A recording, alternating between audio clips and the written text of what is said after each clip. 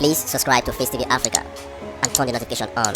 Face TV Africa, ẹ jọ̀ọ́, subscribe, hete. Face TV was Swoby. It is actually that time of the year that will celebrate my husband.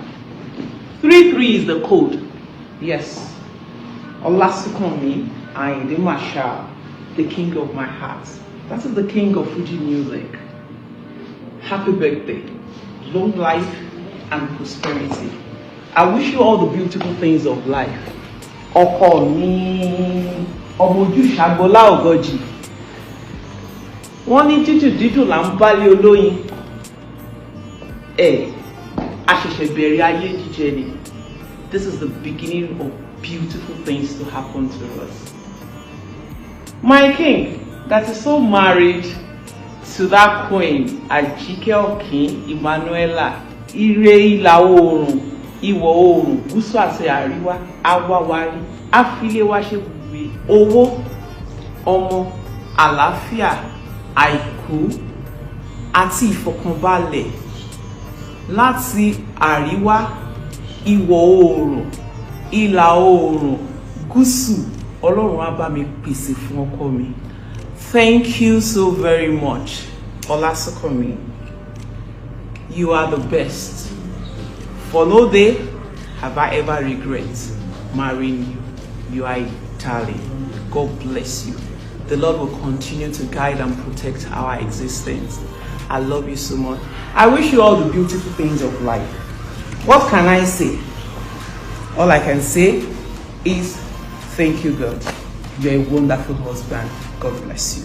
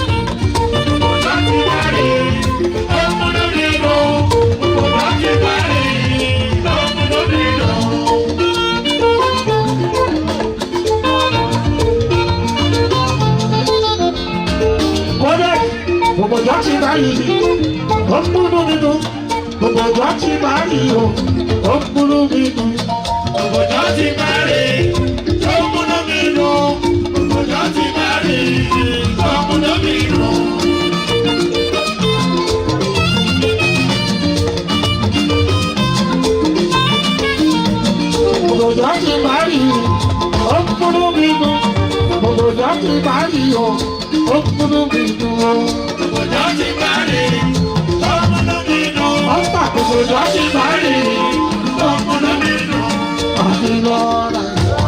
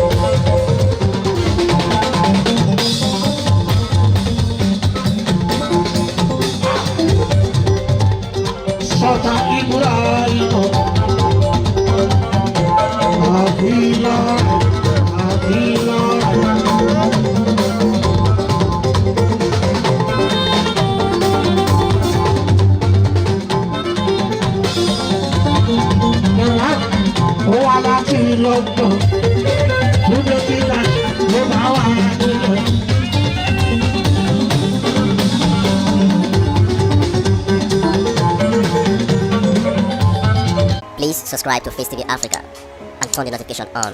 Face TV Africa, ẹ jọ̀ọ́ ẹ subscribe hete. Face TV was Swoby.